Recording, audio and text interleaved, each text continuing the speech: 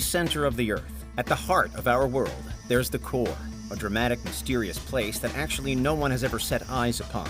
If, however, you were to somehow cut our planet down the middle, then you would bear witness to it. The outermost layer of Earth is the crust, split into continental and oceanic types. Then comes the mantle, a realm of molten materials circulated by convection currents. Then it's the outer core, and lastly, the inner core, today's final destination. The inner core is about 760 miles wide. It's around 70% the size of the Moon, and it's thought to be made up primarily of an iron-nickel alloy. The pressure is massive down here, though, and the core is dense. It's also immensely hot, with an estimated temperature of around 5,400 degrees Celsius, or 9,800 degrees Fahrenheit, which is about the same as you'd find on the surface of the Sun. Clearly, then, this is already a place of extremes. No human has ever been there because it would be physically impossible for us to make the trip, let alone survive the location itself. It's highly doubtful whether even life's hardest species, like the tardigrades, would manage not to die down there.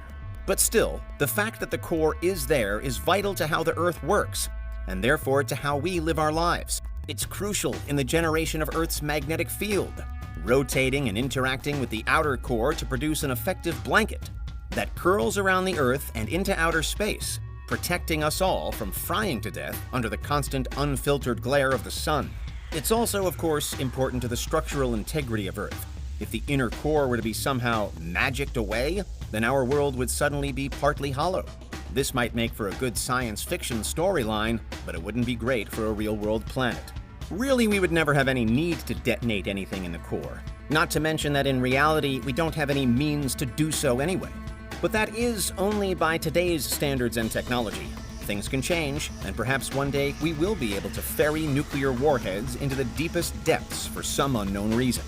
What happens when, above ground, someone presses the button? What would happen if we nuked the core? The somewhat anticlimactic answer is nothing much. If we were to send just one weapon down there, even our most powerful weapon, then the incredible force that it would generate would still pale in comparison to what lies at the literal center of a planet. That there is cosmological power on a whole new level to any bomb that we could muster. There might be slight ripples sent through the Earth and detected on the surface, but probably nothing that anyone would notice unless they were actively looking for them. Really, a single bomb in the middle of the inner core would likely be exploded and over in the blink of an eye, smothered in an instant by the pressure that not even it can break through. Unfortunately, though, we don't just have one nuclear warhead in existence. We have multiple thousands of them, not even counting the probable ones that the official figures either don't count or don't know about. So let's expand. What would happen if the citizens of Earth were to one day unite in the ultimate of harebrained ideas to facilitate the deployment of our entire collective nuclear motherlode into the inner core? Now the situation has changed, but still the results probably wouldn't be much different. There are upwards of 12,000 nukes on Earth right now, which for sure is a lot of destructive power, but probably not enough to actually destroy the world, or anything quite so dramatic. The 2004 Indian Ocean earthquake, which triggered a massive tsunami and one of the most catastrophic natural disasters in recent times, reportedly generated between 23,000 and 40,000 Hiroshima nuclear bombs worth of energy, around double or more of the nukes we currently have.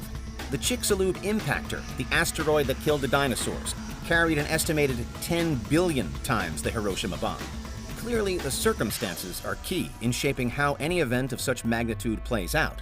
But neither of those massive happenings managed to hugely alter Earth itself. Our planet was able to absorb the energy created and released, and carry on revolving around the sun unchanged. It would be exactly the same with nukes in the core.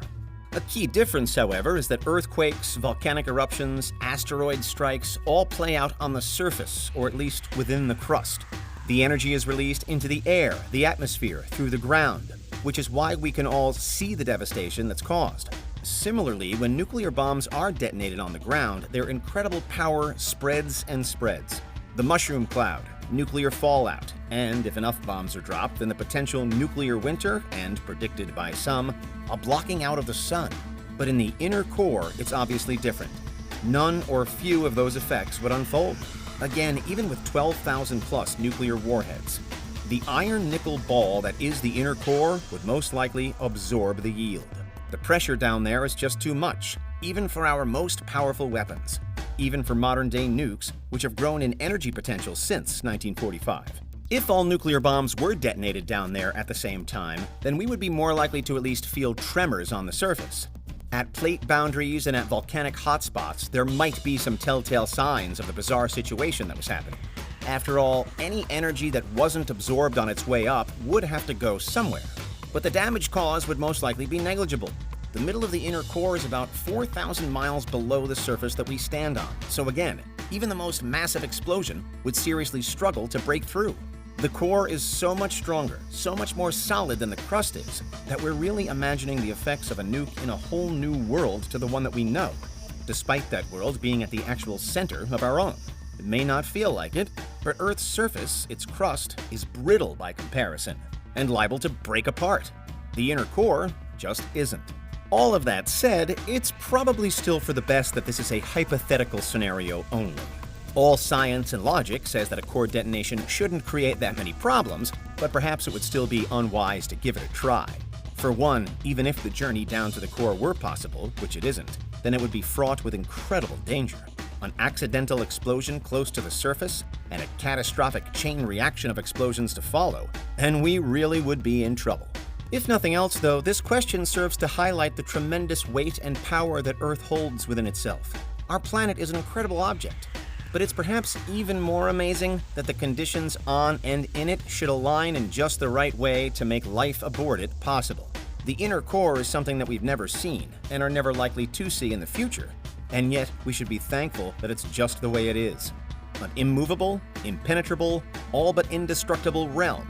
It'll keep on spinning, no matter what happens. What's your verdict on this scenario? Can you imagine a time when it might ever come to pass? Let us know your thoughts